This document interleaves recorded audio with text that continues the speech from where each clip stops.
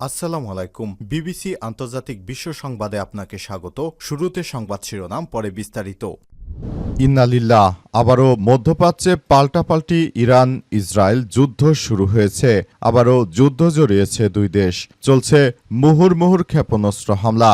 আর এরই মাঝে আমাদের হাতে এসে পৌঁছেছে ইরান ইসরায়েল ও যুক্তরাষ্ট্রের মধ্যে যে যুদ্ধ চলছে সেই যুদ্ধের পাল্টাপাল্টি হামলার তাজা আপডেট সংবাদ। প্রথমেই জানিয়ে দিব, ফের যুদ্ধে জড়ালো ইরান ইসরায়েল, পাল্টাপাল্টি হামলা। আবারও যুদ্ধে জড়িয়ে পড়েছে ইরান ও ইসরায়েল। ইরানের উপর পাল্টা আক্রমণ করেছে ইসরায়েল। ইরানে ব্যালিস্টিক ক্ষেপণাস্ত্র হামলা চালিয়েছে ইসরায়েল। ইরানও পাল্টা হামলা চালিয়েছে।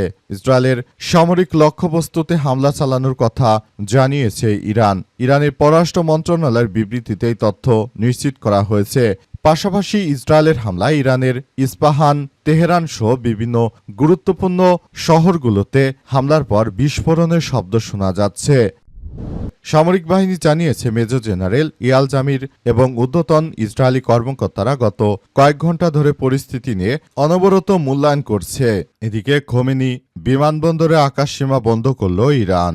ইসরায়েলি হামলার পর ইমাম খোমেনি আন্তর্জাতিক বিমানবন্দরে চারপাশের আকাশসীমা বন্ধ করে দিয়েছে ইরান। ইসরায়েল এবং ইরানের মধ্যে উত্তেজনা বাড়ার প্রেক্ষাপটে আকাশসীমা বন্ধ করে দেয় দেশটি। বার্তা সংস্থা অ্যাসোসিয়েট প্রেস এই তথ্য নিশ্চিত করেছে। ইরানের রাষ্ট্র গণমাধ্যম তেহরান সহ বেশ কয়েকটি শহরে বিস্ফোরণের খবর নিশ্চিত করেছে। এরপর জানাবো, ইরানের নতুন হামলার নেতৃত্ব দিচ্ছে ইসরায়েলের সেনাবাহিনী প্রধান মেজর জেনারেল ইয়াল জামির। ইরানে চলমান ইসরায়েলি হামলার নেতৃত্ব দিচ্ছে মেজর জেনারেল ইয়াল জামির সহ দেশটির শীর্ষ কয়েকজন সামরিক কর্মকর্তা। ইসরায়েলের সামরিক বাহিনীর পক্ষ থেকে এই তথ্য নিশ্চিত করা হয়েছে। এবারে জানাবো, ইরান ইসরায়েল পাল্টাপাল্টি হামলায় আবারও বেড়ে গেল তেলের দাম।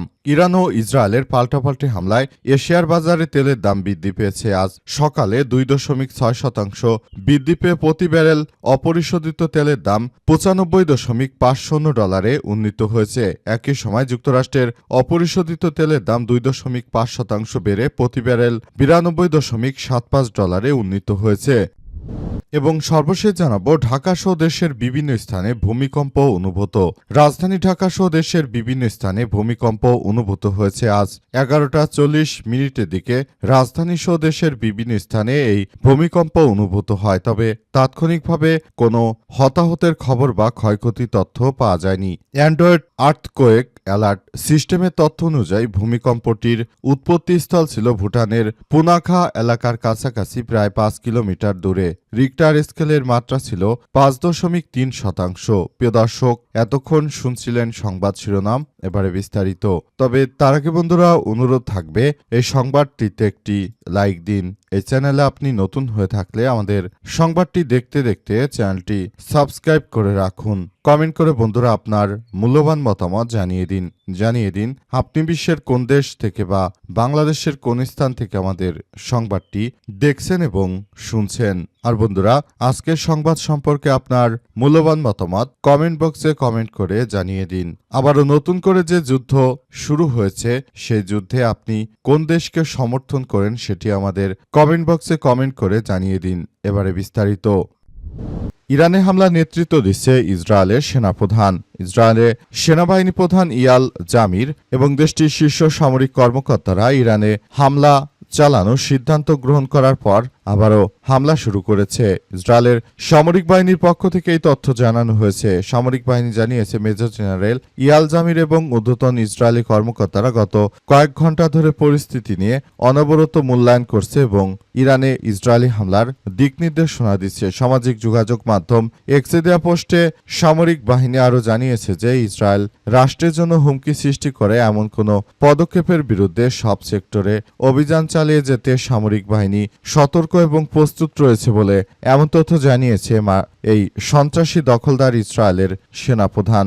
দখলদার সেনাপ্রধান এই কুখ্যাত সন্ত্রাসী নেতানিয়াহুর এই কুখ্যাত সন্ত্রাসী ইতিমধ্যে আবার নতুন করে ইরানে আক্রমণ চালিয়ে ইরানে ব্যাপক ক্ষয়ক্ষতি করেছে। তবে তাৎক্ষণিক এখন পর্যন্ত কি পরিমাণ ক্ষতি হয়েছে ইরানে সে সম্পর্কে কোনো তথ্য আমরা জানতে পারিনি। বিষয়গুলো নিয়ে খুবই গুরুত্ব দিয়ে আমরা তথ্য সংগ্রহের চেষ্টা করছি। পুরো পরিস্থিতি কোন পর্যায়ে আছে সেটি এখন পর্যন্ত বোঝা যাচ্ছে না। সবকিছু সুন্দরভাবে পর্যবেক্ষণ করে তারপর আপনাদের জানানোর চেষ্টা করা হচ্ছে। আশা করা হচ্ছে বিষয়গুলো সম্পর্কে আপনাদেরকে খুব দ্রুতই আমরা তাজা আপডেট দিতে পারবো। চ্যানেলটি সাবস্ক্রাইব করে আমাদের সঙ্গেই থাকুন।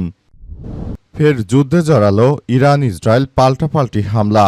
আবারও যুদ্ধে জড়িয়ে পড়েছে ইরান ও ইসরায়েল। ইরানে ব্যালিস্টিক ক্ষেপণাস্ত্র হামলা চালিয়েছে তেল আবিব, ইরানও পাল্টা হামলা চালিয়েছে। ইসরায়েলের সামরিক লক্ষ্যবস্তুতে হামলা চালানোর কথা জানিয়েছে দেশটি। ইরানের পররাষ্ট্র মন্ত্রণালয় জানিয়েছে অধিকৃত ফিলিস্তিনি ভূখণ্ডের উত্তর ইসরায়েলের বেশ কয়েকটি সামরিক লক্ষ্যবস্তুতে হামলা চালানো হয়েছে। ইরানের রাষ্ট্র গণমাধ্যম আরও জানায় যে তেহরানে বিস্ফোরণের ঘটনা ঘটেছে।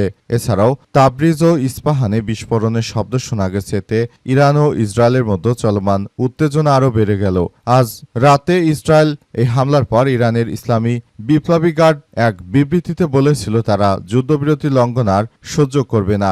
এর অংশ হিসেবে মিসাইল ছোড়া হয়েছে।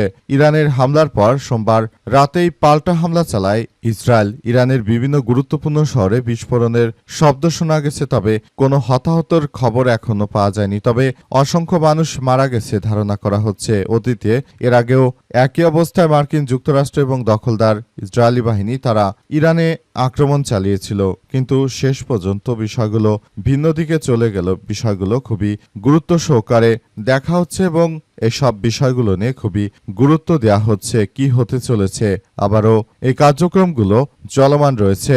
তবে এ অবস্থায় আসলে মূল বিষয়গুলো কোন দিকে যাবে সেটি সম্পর্কে এখন পর্যন্ত কেউ স্পষ্টভাবে বলতে পারছে না।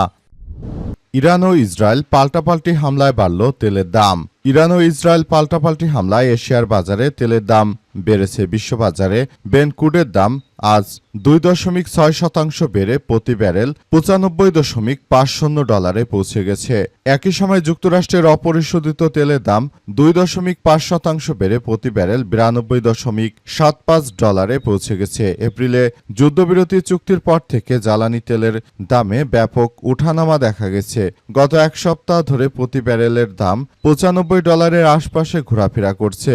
বৈশ্বিক জ্বালানি বা সরবরাহ ব্যবস্থাপনায় জ্বালানি প্রবাহের উপর যুদ্ধের দীর্ঘমেয়াদী প্রভাব কি হতে পারে তা নিয়ে ব্যবসায়ী সহ বিনিয়োগকারীরা হিসাব নিকাশ করছে। নতুন করে আবারও ভয়াবহ এক বিপর্যয়কর পরিস্থিতির সৃষ্টি হয়েছে।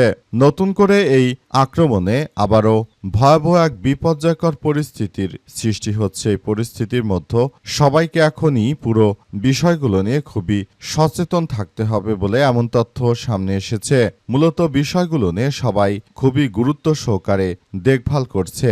সবাই এছাড়াও জানিয়েছে যে বর্তমান নতুন করে ইরান ইসরায়েলের মধ্যে আবারও যে যুদ্ধ শুরু হলো সেই যুদ্ধ আসলে শেষ পরিণতি কোন দিকে নিয়ে যাবে বিশ্বকে সেটি কিন্তু এখন পর্যন্ত কেউ স্পষ্ট করতে পারছে না। সামনে বিশ্বকাপ ফুটবল, আর এই সময় মার্কিন যুক্তরাষ্ট্র নতুন একটি যুদ্ধে জড়াবে বিষয়টি আসলে কারো জন্যই কাম্য নয়। নতুন করে এক ভয়াবহ বিপর্যয়কর পরিস্থিতির সৃষ্টি হচ্ছে। নতুন এই বিষয়গুলোকে খুবই গুরুত্ব সহকারে দেখা হচ্ছে এবং বর্তমান এই যুদ্ধ আদতে শেষ হবে নাকি নতুন করে আবার এক ভয়াবহ বিপর্যয়ের মুখে পড়বে সে বিষয় সম্পর্কে এখন পর্যন্ত কেউ স্পষ্টভাবে বলতে পারছে না। সবাই যার যা জায়গা থেকে এই পরিস্থিতি দেখভাল করার চেষ্টা করছে এবং নতুন করে এই যুদ্ধের ফলে আদতে সমস্যা কোন দিকে গড়ায় সেটি এখন পর্যন্ত কেউ স্পষ্টভাবে জানাতে পারেনি। চলছে হামলার পর হামলা, আর এই হামলা আদতে কবে শেষ হতে চলেছে সে সম্পর্কেও কেউ কোনো বার্তা দিতে পারেনি, কারণ যুদ্ধ শুরু হয়েছে সবেমাত্র। আবার এই যুদ্ধ কবে শেষ হয় সে সম্পর্কে এখন পর্যন্ত কেউ আসলে বলতে পারছে না। পুরো বিষয়গুলো এখন ভিন্ন দিকে চলে যাচ্ছে। মার্কিন যুক্তরাষ্ট্র এবং দখলদার ইসরায়েলের মধ্যে এই যুদ্ধবিরতি নিয়ে একরকম কথাবার্তা হলেও প্রকৃতপক্ষে এই যুদ্ধ আদতে শেষ হচ্ছে না। যুদ্ধ আবার অন্য ধাপে চলে গেল। এখন জায়নবাদী সন্ত্রাসীদের কারণে মূলত যুদ্ধের পরিস্থিতি খুবই ভয়ানক আকার ধারণ করেছে। খোমেনি আন্তর্জাতিক বিমানবন্দরে আকাশসীমা বন্ধ করল ইরান। ইসরায়েলের হামলার পর ইমাম খোমেনি আন্তর্জাতিক বিমানবন্দরের চারপাশের আকাশসীমা বন্ধ করে দিয়েছে ইরান। ইসরায়েল এবং ইরানের মধ্যে উত্তেজনা বাড়ার প্রেক্ষাপটে আকাশসীমা বন্ধ করে দেয় দেশটি। বার্তা সংস্থা অ্যাসোসিয়েট প্রেস এই তথ্য নিশ্চিত করেছে। ইরানের রাষ্ট্রীয় গণমাধ্যম তেহরান সহ বেশ কয়েকটি শহরে বিস্ফোরণের খবর দিয়েছে। পরিস্থিতি আরও অবনতির আশঙ্কায় সৌদির সিভিল ডিফেন্স দেশটির আল খার্স গভর্নরেট অঞ্চলের বাসিন্দাদের জন্য অতি জরুরি অবস্থা জারি করেছে। বর্তমানে আবারও হঠাৎ করে জায়নবাদী সন্ত্রাসীরা ইরানের বুকে তীব্র আক্রমণ চালিয়েছে। আক্রমণে আবার নতুন করে এক ভয়াবহ বিপর্যয়কর পরিস্থিতির সৃষ্টি হচ্ছে।